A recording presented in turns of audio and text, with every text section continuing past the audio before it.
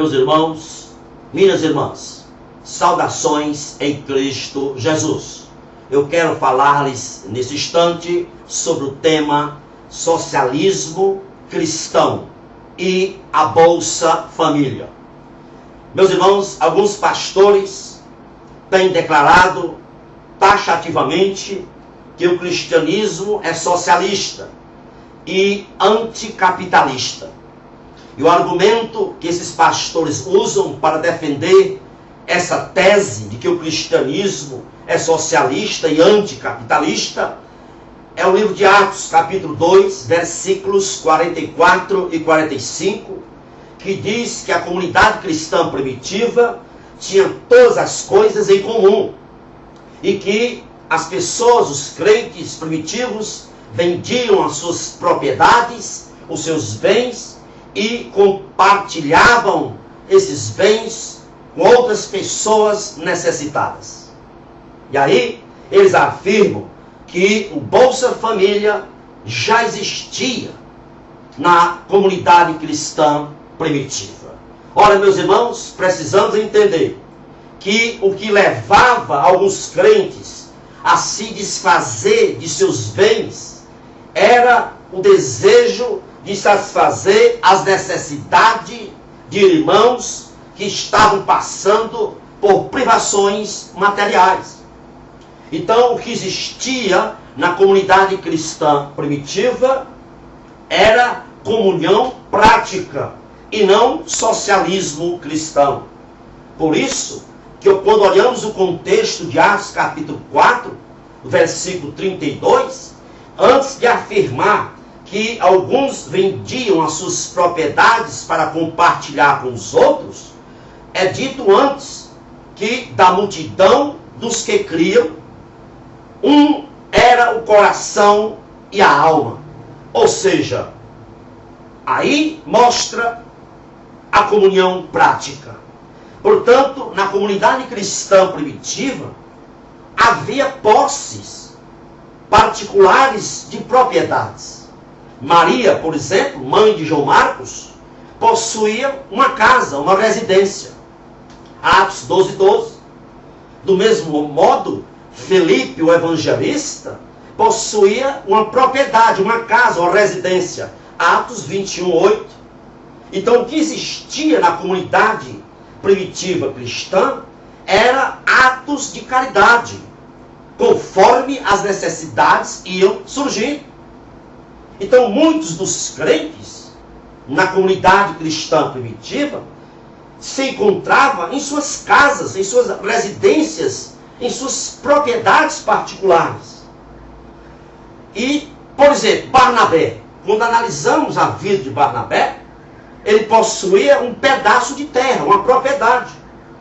Ele vende essa propriedade e traz o dinheiro e deposita aos pés dos apóstolos. Atos capítulo 4, 36. E aí o versículo não diz que essa oferta de Barnabé incluía todas as posses que ele possuía. E também não diz que essa propriedade de Barnabé era a única propriedade que ele tinha. Barnabé simplesmente viu que havia necessidade e que ele poderia suprir.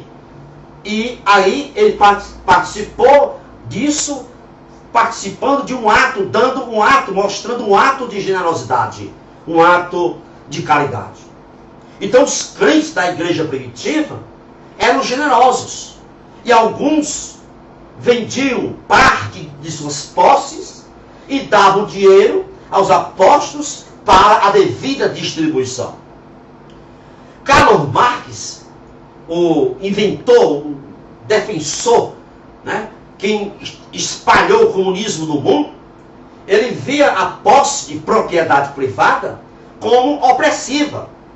Ele, Karl Marx, queria que os trabalhadores se revoltassem contra os donos dos meios de produção e tomasse o controle da propriedade privada.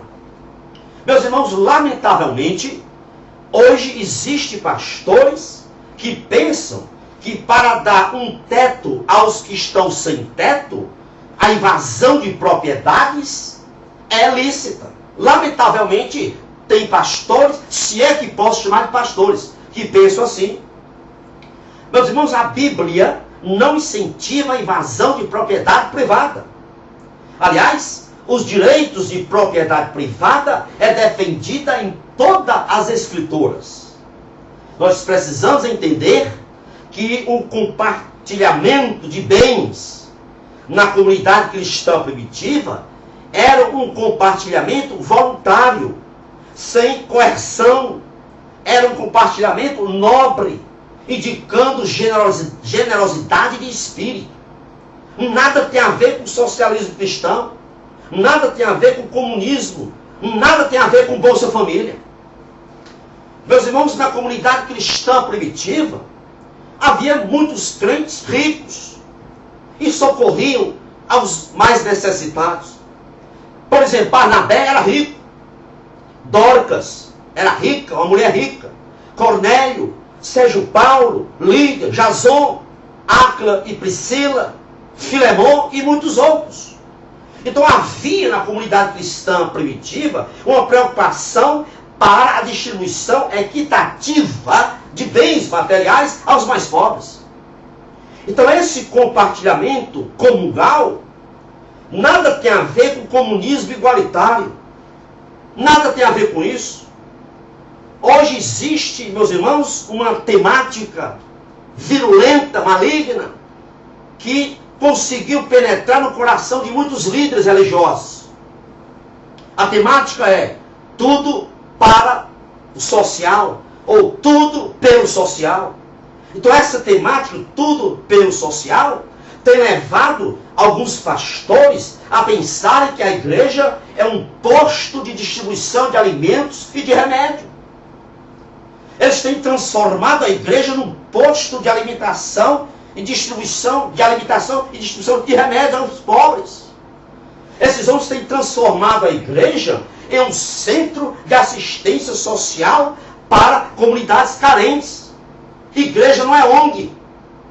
É por isso que a mensagem desses pastores, contaminado pelo vírus da temática tudo pelo social, a mensagem deles, a pregação deles, é perfumada com as ideias de Madre Teresa de Calcutá, é perfumada com a ideia de Nelson Mandela, é perfumada com a ideia dos comunistas, Dom Helder Câmara e Leonardo Boff.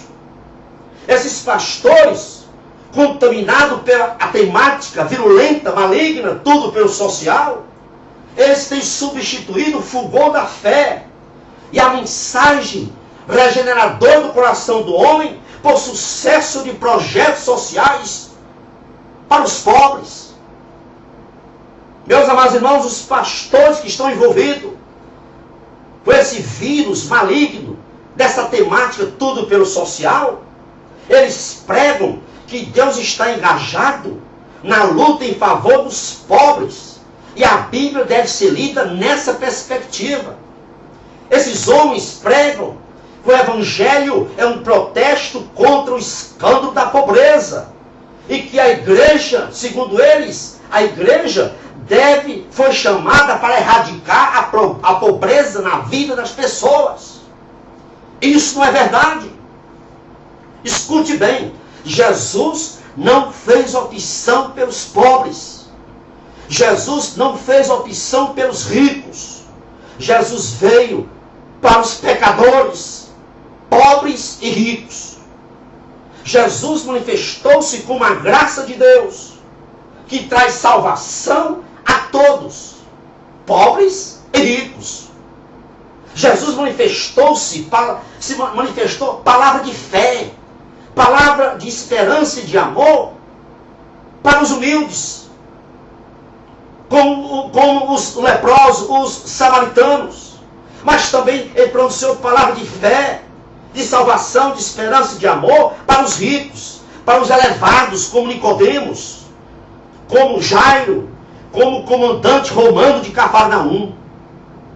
É claro, é evidente que a mesma igreja que proclama as boas novas deve ser a mesma igreja que estende a mão para os pobres. É claro, mas nunca a igreja deve trocar a mensagem redentora da cruz por uma ideologia de transformação social do homem. A igreja nunca deve esquecer de estender a mão aos pobres. Mas escute bem, a mensagem da igreja, a paixão da igreja, deve ser a proclamação da teologia da cruz para a salvação da alma. Então essa coisa de dizer que a igreja existe para erradicar a pobreza, isso é utopia. Quando Jesus diz, em Mateus 26:11, os pobres sempre tereis entre vós, Jesus estava apontando para a inevitabilidade de se erradicar a pobreza em qualquer sistema político. Portanto, essa coisa de pobreza zero, de fome zero, isso é utopia, isso é ilusão. Eu quero dizer a você, pastor esquerdista, pastor marxista, que está abrindo sua boca aí nas redes sociais, você não entendeu o que é evangelho. Você precisa se converter ao verdadeiro evangelho. E quais são esses pastores? Está aí na rede social, Ricardo Gondim, Ed René Kivitz, Ariovaldo Ramos, Antônio Carlos Costa. Esses homens não entenderam o evangelho e precisam de conversão. Portanto, que a igreja esteja alerta, vigiando com a mensagem desses falsários, marxista, leninista, que ficam dizendo que o evangelho é anticapitalista, o evangelho é socialista. Que Deus vos abençoe rica e abundantemente. Louvado seja Deus. Que Deus abençoe você e a sua família. Amém e amém. Muito obrigado. Que Deus lhe abençoe.